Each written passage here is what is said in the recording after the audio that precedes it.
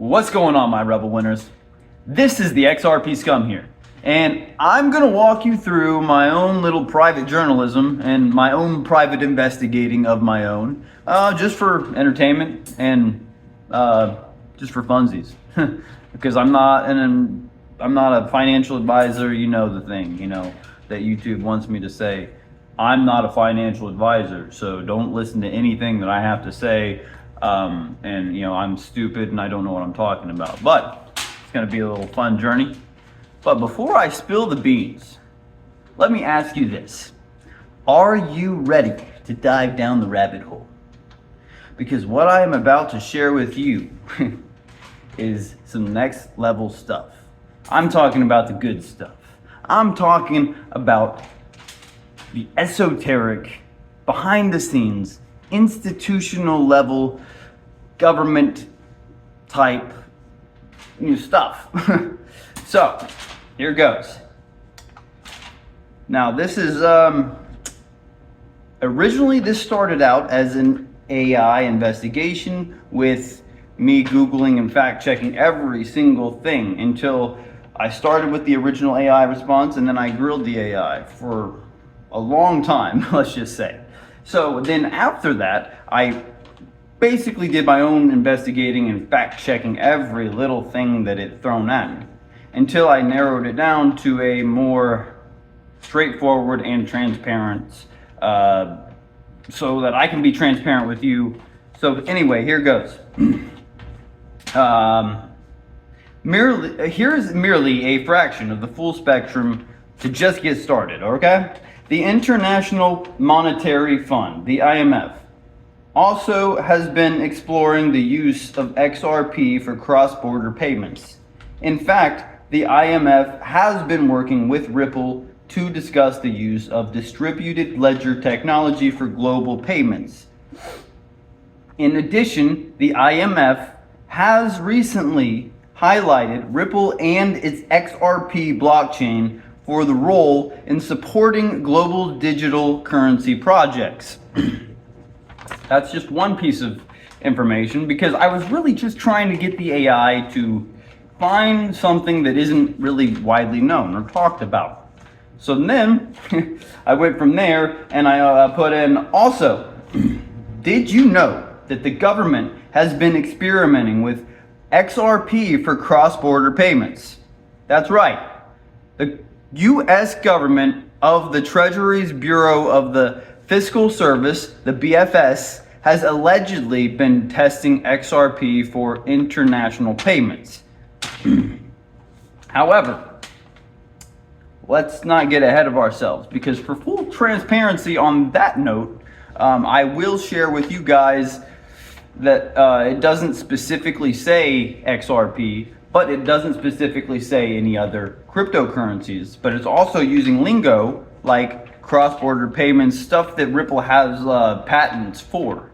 And so you have to go beyond what you see at face value. Just in the same way that you have to go beyond the day-to-day price action. You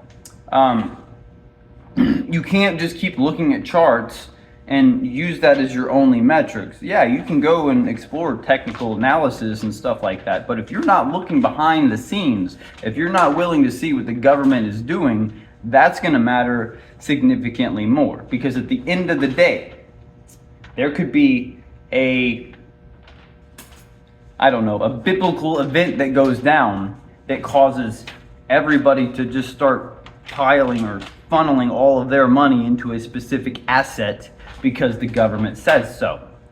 That's my whole point. That's always been my whole point.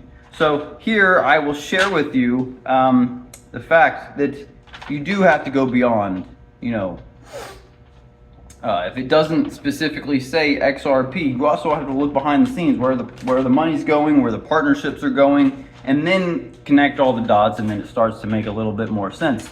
So also for the final tidbit, and let's not forget about the banks. You, the ones that are supposed to, no, I'm sorry. The big banks, the ones that are supposed to be too big to fail, right? Okay. Well, turns out that some of them are secretly working with XRP. For example, Bank of America has filed a patent for a system that uses XRP for international payments. Okay? But I will say, for full transparency, that just because a patent has been filed doesn't necessarily mean anything. And in this case, this particular patent was abandoned.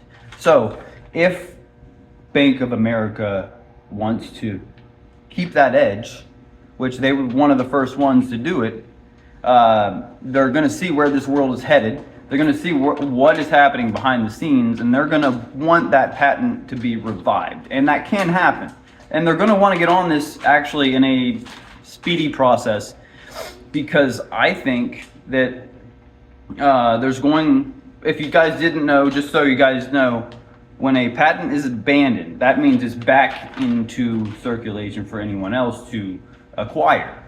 So if they don't decide to revive it soon or do something to get it back in the conversation, then I do believe that another financial institution or big bank will swoop in there and try to get that patent, because it's going to be a sought after thing once it's more clear and it's more safe, the environments aren't being attacked, and that there's clear regulations for these institutions to jump in and want to pursue some of these things more.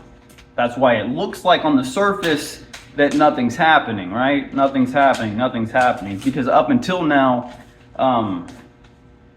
all of these people that were so disillusioned by price value that wasn't reflecting any institutional level money, any government level money to flow through it, that wasn't being accounted for on the crazy, unnecessary pumps and dumps. And in my personal opinion, I feel like most of those are very, very scammy.